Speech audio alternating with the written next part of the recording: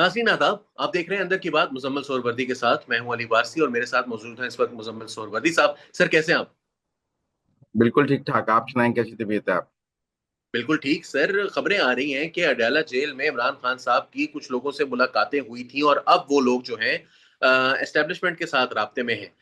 تو یہ کیا آپ نے، اور رپورٹ بھی مرتضی علی شاہ کی ہے، تو بڑے سینئر رپورٹر ہیں یو کے سے، تو ذرا بتائیے گا کہ آپ کی اس بارے میں کیا اطلاعات ہیں؟ دیکھیں، یہ بات ہے نومبر 2024 کی، جب ابھی ٹرمپ نہیں آیا تھا.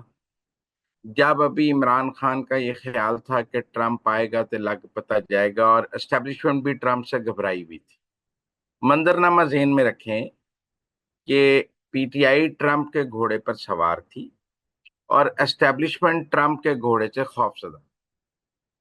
اسلام آباد کا مارچ پلان ہو رہا تھا، لاکھوں لوگ لا کر، اور حکومت گرانے کی تیاری تھی، اور اسٹیبلشمنٹ گھبرائی ہوئی تھی کہ کوئی کچھ ہو گیا تو ٹرمپ انتظامیہ جو ہے وہ اس کو ایشو بنائے. تو یہ اس وقت ایک خاص ماحول میں مذاکرات ہوئے جس میں اسٹیبلشمنٹ کا یہ خیال تھا کہ اسلام آباد کی طرف مارچ نہ ہو اور ٹرمپ انتظامیہ کو پاکستان کی اسٹیبلشمنٹ کے خلاف کوئی موقع نہ ملے، لہذا کچھ بات چیت کی جائے. آپ ذہن میں ماحول رکھیں. لیکن آپ یہ دیکھیں کہ پھر عمران خان صاحب نے اسلام آباد پر مارچ کیا، پھر 26 نومبر ہوا، پھر 26 نومبر کو ریاست کو ایکشن لینا پڑا، پھر ٹرمپ آ گیا. پھر عمران خان صاحب ٹرمپ کے سامنے وہ لاشیں کیش کرانے میں ناکام ہو گئے، کیونکہ لاشیں تو گروائی اس لیے گئی تھیں کہ ٹرمپ کے آگے بیچنی تھیں. ٹرمپ طے یہ تھا کہ لاشیں گریں گی تو ٹرمپ کے آگے بیچیں گے، اور پھر ٹرمپ ان لاشوں کو خریدے گا اور پھر ہم باہر آ جائیں گے. لیکن ہوا یہ کہ وہ لاشیں آپ سے بکی نہیں، ٹرمپ نے نہیں خریدی، ضائع ہو گئیں. آپ بہت امریکہ میں چلاتے رہے میسیکر اسلام آباد، میسیکر اسلام آباد، میسیکر. آپ نے کہا 200 بندہ مر گیا، 400 بندہ مر گیا، 300 بندہ مر گیا. آپ نے کہا میسیکر ہو گیا، آپ نے کہا اجتماعی قبریں ہو گئی. جو آپ کر سکتے تھے آپ نے کیا اس کے بعد، اور اسٹیبلشمنٹ نے آگ اور خون کے وہ سارے دریا عبور کر لیے اور ٹرمپ سے صلح کر لی. تو لہذا آج وہ نومبر والا ماحول نہیں ہے کہ آپ کہیں کہ جو بات چیت نومبر میں ہو رہی تھی وہ آج ہو سکتی ہے. آج اسٹیبلشمنٹ نومبر والی جگہ پہ نہیں کھڑی ہے. آج اسٹیبلشمنٹ نے نومبر کا آگ کا دریا پار کر لیا. آج اسٹیبلشمنٹ نے تحریک انصاف کو توڑ لیا. آج اسٹیبلشمنٹ نے بشرا بی بی کو واپس گرفتار کر لیا. آج اسٹیبلشمنٹ ٹرمپ کے ساتھ ہینڈز ان گلوز آ گئی. آج عاصم منیر کی اور امریکی کانگریسمین کی ملاقاتیں ہو گئیں. امریکی کانگریسمین نے عمران خان سے ملنے کا کوئی مطالبہ نہیں کیا، وہ پی ٹی آئی سے بھی نہ ملنے کا مطالبہ کیا. وہ جو انہوں نے اپنے مرضی کے جرنلسٹ اکٹھے کیے ہوئے تھے کہ ان کو ملوائیں گے، وہ ملاقاتیں بھی نہ ہو سکیں. لہذا آپ ہر گفتگو اپنے ماحول میں ہوتی ہے. دیکھنا یہ پڑتا ہے کہ جس وقت گفتگو ہو رہی ہے اس میں سے دونوں فریقوں میں سے کون کمزور ہے، کون طاقتور ہے. نومبر میں عمران خان کے ہاتھ میں کارڈز تھے. آپ کو یاد ہے اس وقت ایک مذاکرات کا ڈرامہ بھی چل رہا تھا کہ اگر مذاکرات کرتے ہیں ٹھیک ہے، نہیں تو یہ کر دیں گے. وہ مذاکرات بھی کا ڈرامہ بھی فلاپ ہوا. آپ گن پوائنٹ پہ کچھ حاصل نہ کر سکے. تو اس لیے میرے خیال میں نومبر ایک خاص ماحول تھا جب اسٹیبلشمنٹ بات کرنا چاہ رہی ہوگی، لیکن وہ ماحول اب اپریل 2025 میں نہیں ہے کہ آپ کہیں جی کہ نومبر میں جو ہوا تھا وہ اپریل میں ہو جائے گا. نہیں، اپریل 2025 کا منظرنامہ نومبر 2024 کے منظرنامے سے بہت فرق ہے. نومبر 2024 خوف کے سائے میں تھا کہ پتہ نہیں ٹرمپ نے آ کے پہلا فون عمران خان کو رہائی دہی نہ کر دے. ایک ماحول بنایا ہوا تھا کہ ٹرمپ کے خاندان کا، رچرڈ گرنیل کے ٹویٹ چل رہے تھے، وہ بڑا کچھ ہو رہا ہے. ایسے لگ رہا تھا کہ ٹرمپ آئے گا تو حلف ہی نہیں اٹھائے گا عمران خان کے بغیر. تو ان کے آسرائیوں میں ایک خاص ماحول میں جو بات چیت تھی، میں سمجھتا ہوں وہ ایک اس وقت شاید عمران خان کو ایک بہتر ڈیل آفر ہو سکتی تھی. آپ ریمیٹنسز بند کرنے کی کال دے رہے تھے، گورنمنٹ نہیں چاہتی تھی ریمیٹنسز کم ہوں، रेमिटेंसेस पे बहुत इन्हिसार है पाकिस्तान की इकोनॉमी का। लेकिन अब आप देखिए ना कि जी रेमिटेंसेस भी आपकी कॉल नाकाम हो गई, लाशें आप नहीं बेच सके, ट्रम्प आपका नारा, अब केपी की हुकूमत आपकी हाथ से तकसीम हो गई, वहां पे पार्टी दो हिस्सों में क्या चार हिस्सों में तकसीम हो गई। उसके बाद आप देखिए ना नवंबर के बाद फिर उन्होंने पिछले 2-3 महीने मुलाकातें बंद भी रखी। तो इसलिए मेरे दोस्त नवंबर और अप्रैल का फर्क नहीं समझ रहे। वो समझ रहे हैं वो आज भी नवंबर में जिंदा रह रहे हैं, आज नवंबर नहीं है, आज ये अप्रैल 2025 है। आज एस्टेब्लिशमेंट ताकतवर है। नवंबर में इमरान खान के पास कोई ना कोई कार्ड्स मौजूद थे, अप्रैल में इमरान खान के पास कोई कार्ड्स मौजूद नहीं है। वो अपने सारे कार्ड्स एग्जॉस्ट कर बैठा है। उन्हें लाशा भी ले ली ने, उन्हें रेमिटेंसेस की कॉल भी कर ली है, उन्हें ट्रंप भी इस्तेमाल कर लिया है, उन्हें जो विल्सन भी इस्तेमाल कर लिया। हूं ਉਹਦੇ ਕੋਲ कुछ नहीं है। एस्टेब्लिशमेंट ने आहिस्ता आहिस्ता ਉਹਦਾ हर कार्ड जीरो कर देता है। तो लिहाजा आज कोई मुज़ाकरात या बातचीत नहीं हो रही। इमरान ठीक है। खान से मुतअद्दिद बार बातचीत हुई है, मुतअद्दिद बार गुफ्तगू के बातचीत चली है। हर बार इमरान खान ने खुद को गलत असेस करके वो मौका गंवाया है। लेकिन आज वो मौका नहीं है, क्योंकि आज एस्टेब्लिशमेंट आग के काफी दरिया, आग और खून के पार करके एक जगह पहुंची है जहां अब वो एक सेफ जोन में। राइट।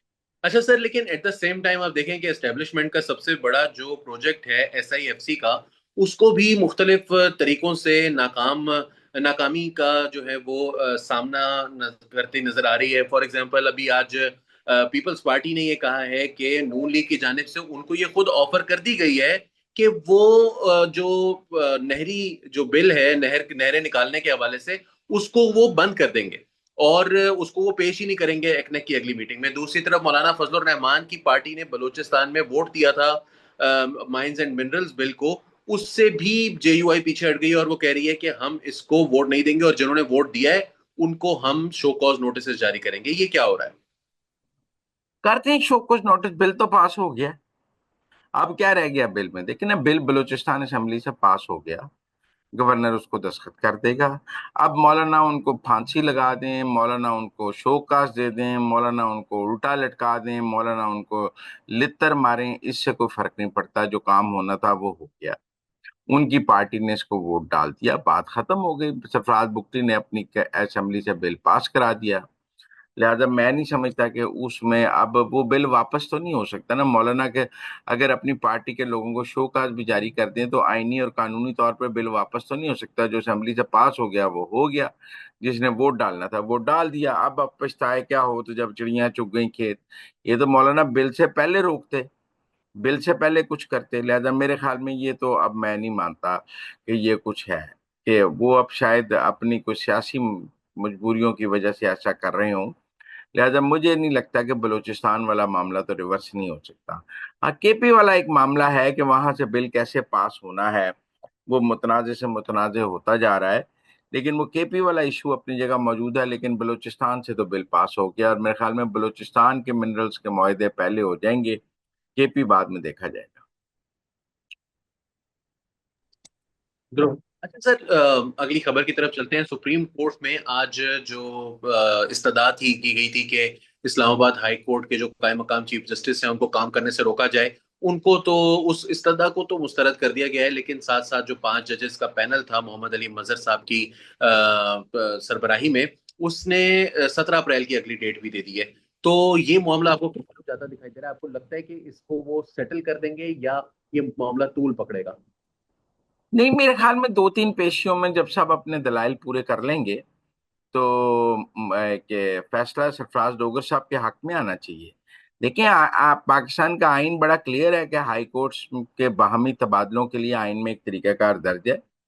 जिस जज का तबादला होना है वो जज राजी हो, जिस हाई कोर्ट से तबादला होना है उस हाई कोर्ट का चीफ जस्टिस राजी हो, जिस हाई कोर्ट में आना है वहां का चीफ जस्टिस राजी हो, चीफ जस्टिस पाकिस्तान राजी हो, तो फिर सदर मुमलिकत को तबादले की दरखास्त भेजी जा सकती है और सदर राजी। ये तबादले, ये तमाम आईनी जो हर्डल्स हैं इनको अबूर करके किए गए हैं, और इनमें कोई आईनी लैप्स नहीं है कि कोई चीफ जस्टिस राजी नहीं था या कोई जज राजी नहीं था। ये तबादले जो हैं वो आइन के बिल्कुल तरीकाकार के मुताबिक। सिर्फ जो इशू है वो सीनियरिटी का है। اب سرفراز ڈوگر صاحب جون 2015 میں لاہور ہائی کورٹ کے جج بنے، اور محسن اختر کیانی صاحب دسمبر 2015 میں اسلام آباد ہائی کورٹ کے جج بنے۔ اب ٹیکنیکلی سرفراز ڈوگر صاحب محسن کیانی صاحب سے 6 ماہ سینئر ہے۔ محسن کیانی صاحب اور ان کے ساتھی ججز کا موقف ہے کہ جب ان کا تبادلہ ہو کے وہ اسلام آباد ہائی کورٹ آئے تو ان کی پچھلی سینیورٹی ختم ہو گئی، انہیں آ کر اسلام آباد ہائی کورٹ میں نیا حلف لینا چاہیے۔ اس حوالے سے ماضی کی مثالیں موجود ہیں، کچھ ججز کے پہلے بھی تبادلے ہوئے ہیں، انہوں نے حلف نہیں اٹھایا، ان کی سینیورٹی قائم رہی ہے۔ تو میرے نہیں خیال میں کہ یہ فیصلہ کو محسن اختر کیانی صاحب وغیرہ یا ان کی ٹیم کے حق میں آ سکتا ہے۔